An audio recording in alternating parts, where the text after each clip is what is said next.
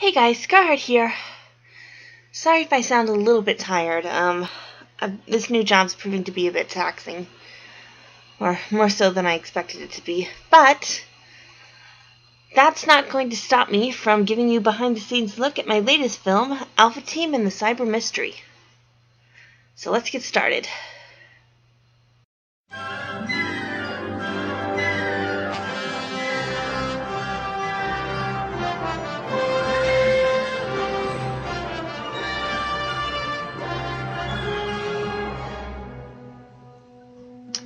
So this story actually started just with my love of mysteries. I love detective stories.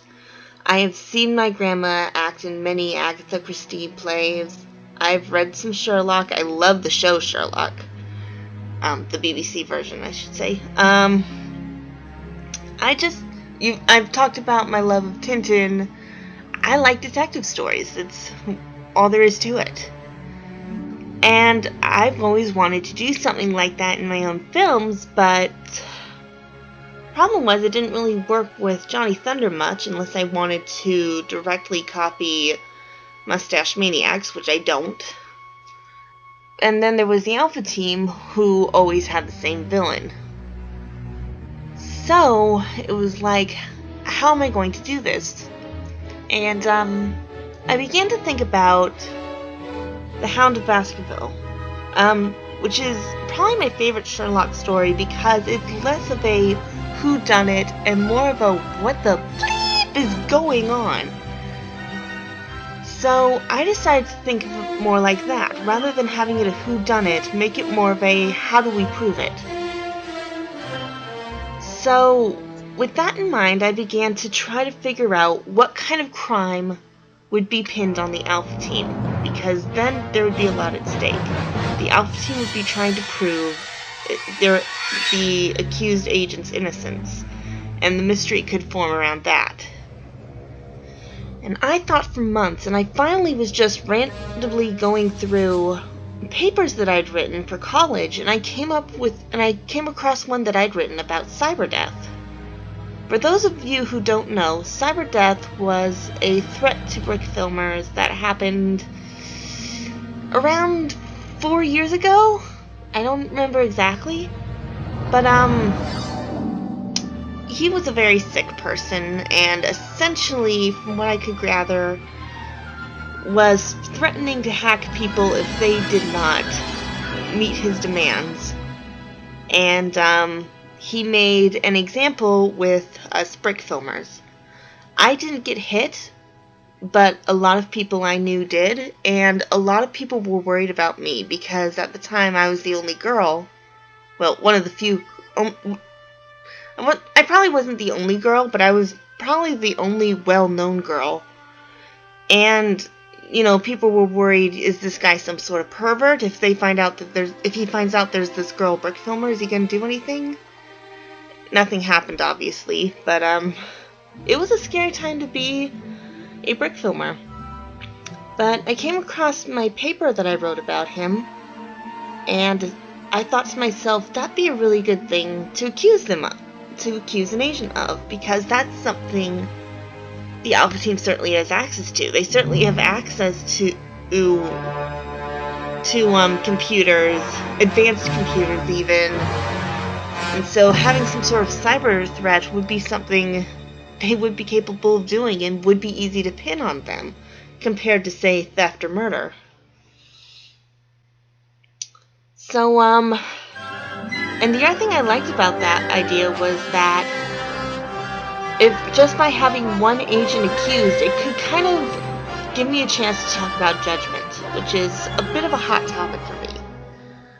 I am someone who strongly believes that nothing should be said or done without knowing the full story, because then you are just too likely to make the wrong judgment based on your own opinions.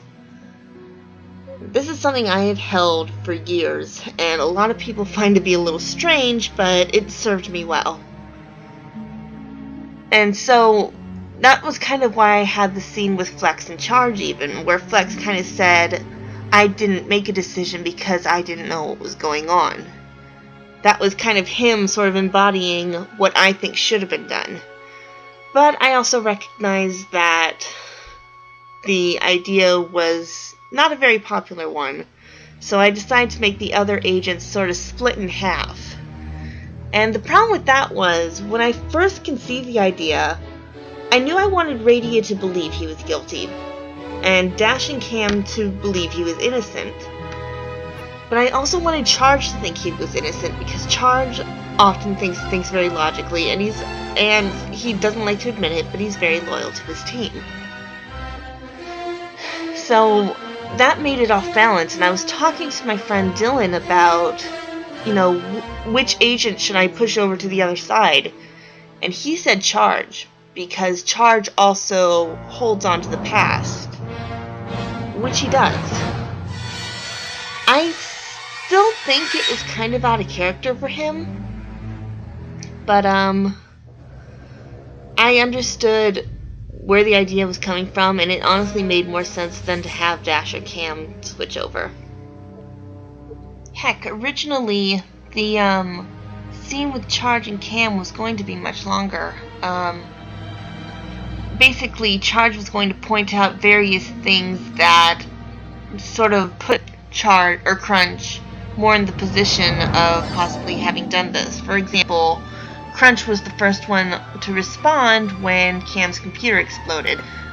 He was going to say it's almost as if he knew it was going to happen. So, yeah.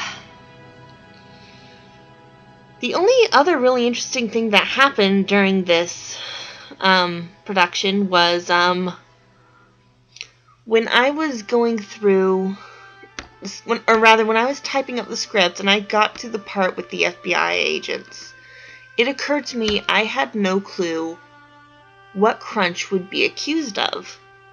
I mean, I suppose I could have just simplified it and said you're being arrested because you blew up the computers, but I wanted to do this properly, so I contacted my boyfriend, and I said, okay, this is what's going on. I need to know what he's going to be charged with, not just for this scene, but for a later scene when Cam's going to get mad and basically tell the audience what's going to happen if they don't find him innocent. And I asked him, what is he going to be charged with? And he asked a few questions about the situation, and his final answer was cyber terrorism, which kind of threw me aback. I had no intention of bringing terrorism into this film, especially this being the 2010s, where terrorism's kind of a hot topic. I didn't plan to do anything controversial until I sent Johnny to the Middle East again, but there you go.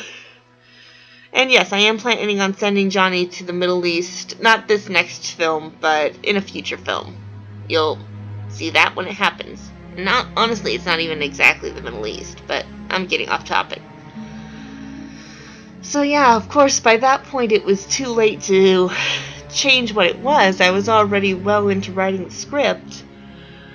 So I went ahead and went with it, but I certainly felt a little awkward accusing someone of something that serious. It was intended to just be something simple, and kind of blew out of proportion without me realizing it. I think that's about it. So, hope to see you in my next big movie, Johnny Thunder and the Lunar Heist. Until then, stay strong, do your best, be yourself, and hang on tight. Things are always better in the end, and if they aren't better, it's not the end. Later!